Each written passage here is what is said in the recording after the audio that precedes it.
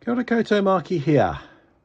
So apologies again because I'm pointing my camera at my computer screen, which gives this horrible jazzy effect, because I want to talk about this document and give credit where it's due, and a model that these people came up with, which I really like, but which I want to add something to. I think it's missing something, and I want to know what you think about my thoughts on my ideas. So this is a video about autism. I've done quite a few of those lately because I am autistic and I'm also a therapist, so I look at it from both sides of the fence, if you like, and I've done quite a few on autism. But just to remind you, because you might be following the channel because of the autism stuff, there is a lot of autism stuff on here, and stuff on other neurodivergent conditions like ADHD. Check out the playlists for these things, because I've had quite a lot to say on those things. But this is actually, as the title of the channel would suggest, a channel about retroactive jealousy.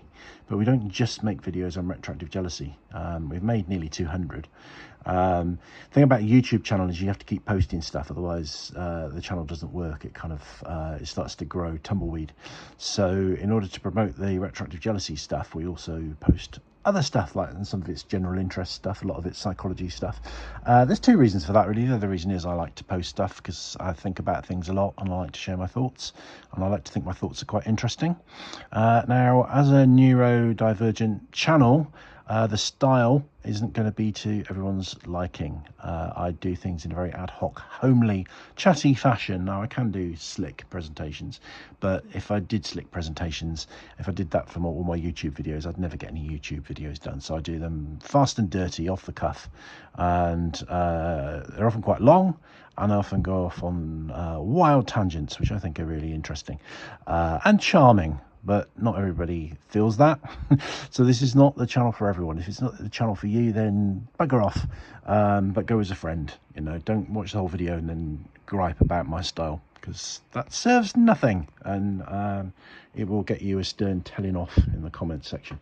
So United States Government Accountability Office report to Congressional requesters. Congressional requesters, that'd be hard to say when you're pissed, isn't it? Youth with autism. Okay, so I was made aware of this document by a very fine woman called Carol Carlson, who is involved very much in the AIM assessment model for children who act inappropriately in a sexual way with other children.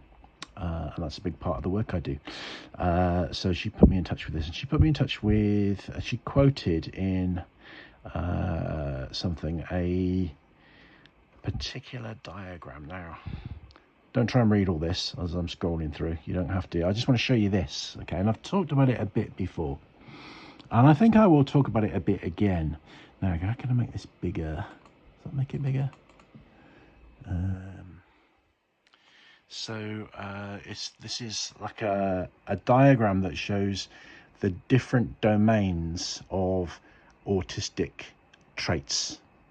Okay, so sorry, it's not desperately clear. I will put a link to this in the description box. If it's not there straight away, don't panic, I will get to it.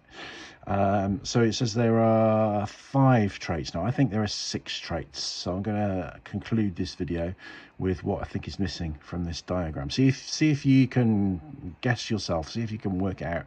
Get to it before I do. Okay, so just going through it very quickly. Intense focus and interests, you know what they call the special interest.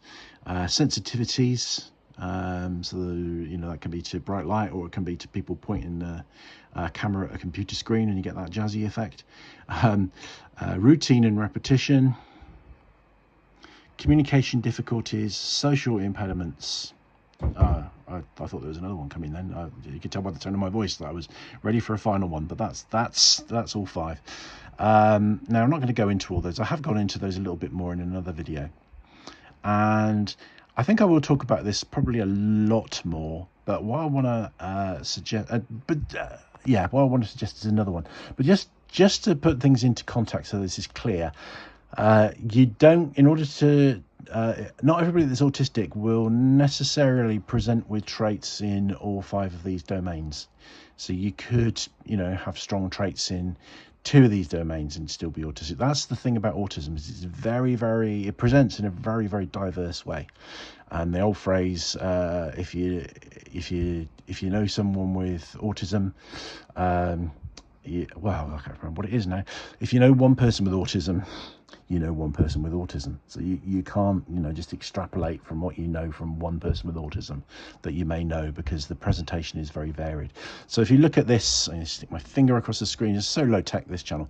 So if you imagine this was like a graph, and like a pie chart, and this one was this big, that one could be tiny, the next one could be tiny, the next one could be that big, and every autistic person would have a very different shaped pie chart.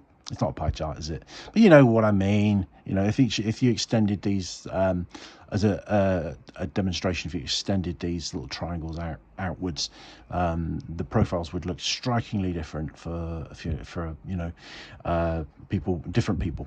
That's the point I'm trying to make. Now, have you guessed it? What the thing I think is missing off here is? Well, I'll tell you whether you've guessed it or not. It's identity issues. Identity issues. Okay, now this is interesting, and I've got a lot of experience with this because I've worked with a lot of people with autism who have identity issues. Now, this could be gender identity, and all the evidence is, so the evidence is that people with what they call gender identity disorder, which is a controversial diagnosis, because people who have this would say, for the most part, it's not a disorder, it's just a difference. So people who are trans, for want of a better word, we'll use that word. There's lots of nomenclature in this area. People who are transgender, okay, and who basically they are born with and identified as a certain sex at birth. The doctors will say, congratulations, Mr. and Mrs. blah, blah, blah, you've got a lovely boy, or you've got a lovely girl. Or they might say, oh, your child is intersex.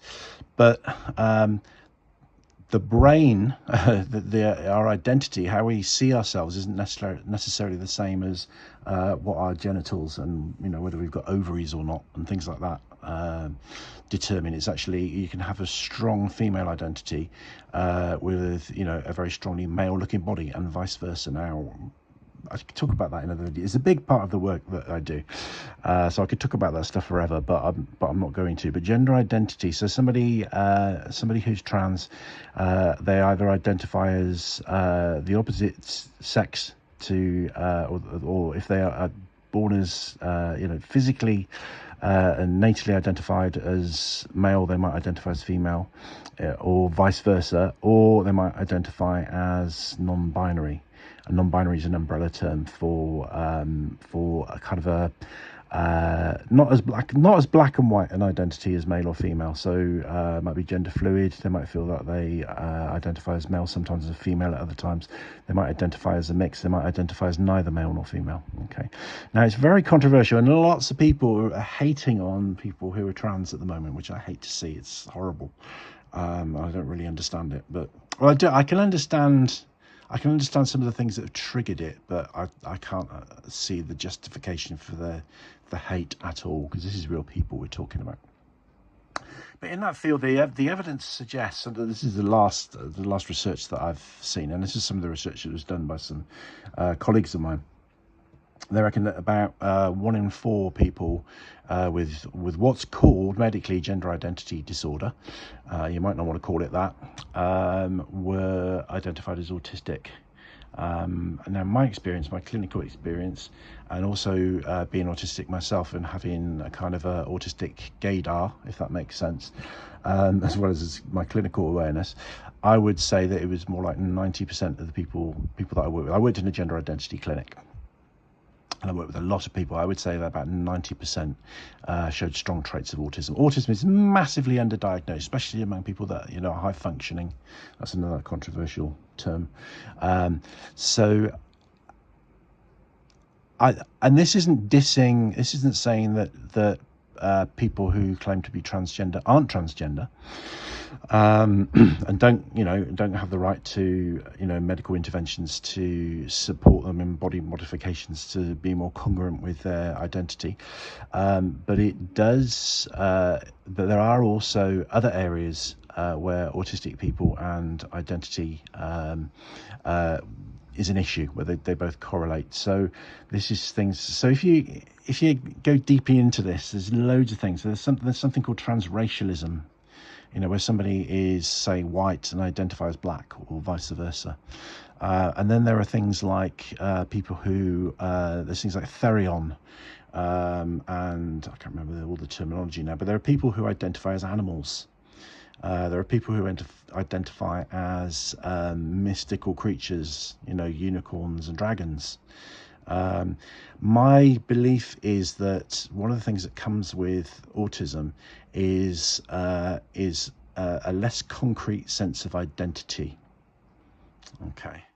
So somebody isn't necessarily as wedded to what other people might perceive as their essence and their who they are, their identity.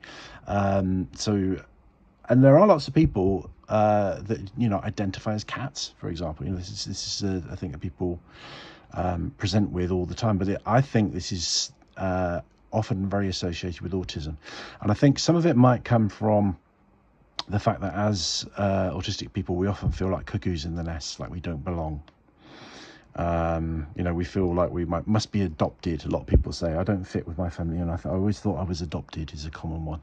And some people kind of feel like, they use the word alien or cuckoo, as I said earlier. So if you don't feel like you belong, you start to question your identity. You think, well, if I don't belong, in this family, am I, I seem to be the ugly duckling because I'm different to everyone and I'm struggling, and everyone sort of picks on me because I'm different.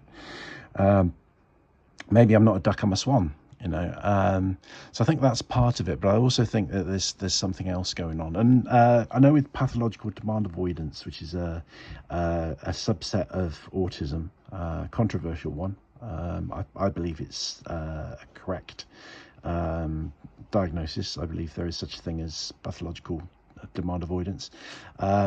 There can be a fixation with role, with being in a certain role, and people feel more comfortable being in a certain role than they do being themselves. So that's a kind of interesting parallel. Now, I could give lots of different examples of how this might apply, but it's probably not going to achieve very much, really. But you look up transracialism. Look up therion. I think therion might be people that identify as wolves, and there's another name as well which has slipped my mind for people who identify as otherkin. That's it. They're the people that identify as non-human, kind of more like mythical creatures and species. And then there's people that identify as other animals, people that identify as almost everything. And you look at a kind of subculture. Oh, my screen's gone. Look, and you see me in the reflection, looking all hazy. And you can see lots of subcultures. So I always say that if you look at most subcultures and most people that kind of have a really full-on involvement in any kind of hobby, you're going to find a high incidence of people with autism among that group. So, for example, the vampire community, which is something that I'm not sure if I've talked about in another video or not, but there's lots of people that believe themselves to be vampires, and if you took 100 of those people who believe themselves to be vampires and asked them what they meant, they'd all probably tell you something slightly different. But and some people will just say that they need to feed off the energy of other people because their own energy is depleted. I've done a video on that for sure. I think it's called something along the lines of psychic vampirism. But there are also people that do actually, they call them sanguinary vampires, and they do feed off blood because they feel like they need it. And then there are people that reckon that they are supernatural vampires, and they will say, oh, I'm an eternal, I'm ancient, I became a vampire in the 1400s, and blah blah blah blah blah, and they're not lying, they believe it. Now, that could in some cases be psychosis, probably is in a lot of cases, but I think in many cases it's not quite as extreme as psychosis. It's more a sense of almost like self-suggestibility, and like I say, a very loose sense of identity. So this is really interesting. It's a whole field, it's a whole area. Now, I've probably offended lots of people in making this video, because people that identify in different and unusual ways often are very wedded to that, and they feel beleaguered and persecuted by anyone that's on the outside that doesn't see things in quite the same way. And I certainly don't mean any offence in that. That's not my intention, but I'm also going to be real as well. I think people who think they are cats, they're not cats. They're human beings with some identity issues. They're not bad. They're not attention seeking. They're not just woke people that want to confuse the hell out of people that see things in a very black and white way. But it might seem like they're all of those things, but I would say that a good proportion of people with those kind of identities are people who are autistic, and they have identity issues. Now, that doesn't mean that gender identity, which is kind of the big one, and that's an area where people get medical treatment and stuff like that, and I'm 100% supportive of people who identify as trans and getting the right treatment, but I also believe and have always believed that it would behoove them to get some talk through with somebody suitably qualified to explore all these identity issues, because the issue is about being comfortable with your identity. Now, that may mean for many people, and I've worked with many people, where what that means is that they they have a male body but they identify as female, and they will only become comfortable by adapting their body with surgeries and hormones to and changing their lifestyle and their presentation so that they dress in a different way and speak in a different way. And that may be the only way for a lot, and I believe this is the case for a lot of people, to achieve a level of comfort, and that they feel congruent. They feel on the inside the same way as they did feel on the outside. But I think for some people it's more about exploring your identity and what that means. And for a lot of people, they become comfortable with the body that they've always had. They don't feel the need to make any surgical or medical changes to the body, but become comfortable through a mental process, a psychological process of acceptance following exploration. And I don't believe people should be pushed in either direction. So if somebody feels they have some gender issues, gender incongruity as we call it, they should see a therapist that's very neutral, and just encourages that person to explore what's going on for them, find out more about how they feel, what that's all about, and help them find a place either within themselves or through medical intervention where they're comfortable, not kind of just assuming that, oh yes, you're definitely trans, come to the medical conveyor belt and we'll convert your body so you look like somebody from another gender, or somebody that's kind of so put yourself together that you're not really transgender, you're just a naughty boy. Neither of those things. I think it's this neutral point in the middle where you respect the individual, work with them, just help them explore and find a means of supporting them to become comfortable. So that's my take on that before you kind of hang me from the lamppost. But I will stand by what I think, that it is common in autism to have a looser and more fluid sense of personal identity. And I shall conclude my presentation on that note. I'd love to hear what you think. So put the comments on the YouTube video if you can, because I'll probably post this on other social media platforms, and you can comment there. But if you comment there, not everybody can see it. If you comment on the video itself, then everybody can see it and we can all have a discussion. Now, please be polite. We can disagree, but be polite. You know, there's no need to, you know, people do these ad hominem attacks on people that they disagree with, which is absolutely, completely unjustified and will not be tolerated on my channel or in my comments. I tolerate lots of things. I tolerate lots of views and lots of opinions, because we should tolerate views and opinions, but I won't tolerate abuse and or ad hominem comments. Yeah. So there we go. Check out my other stuff on gender. There's other stuff on gender on this channel, other stuff on autism, other stuff on ADHD, loads of different stuff on different aspects of psychology, stuff on music and films and all sorts of stuff. There's something for everyone. Look at the playlists and find what you like, and please subscribe and all that kind of stuff, because that makes YouTube share the videos more widely.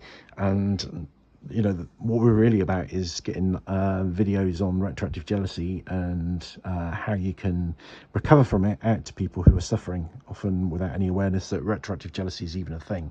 So we want YouTube to show those videos far and wide, and they will only do that if you know, there's interest in all the videos. You know, that will actually make YouTube share everything more widely. So thank you for that. See you in the next one, whatever that might be about. And Rangi Marie.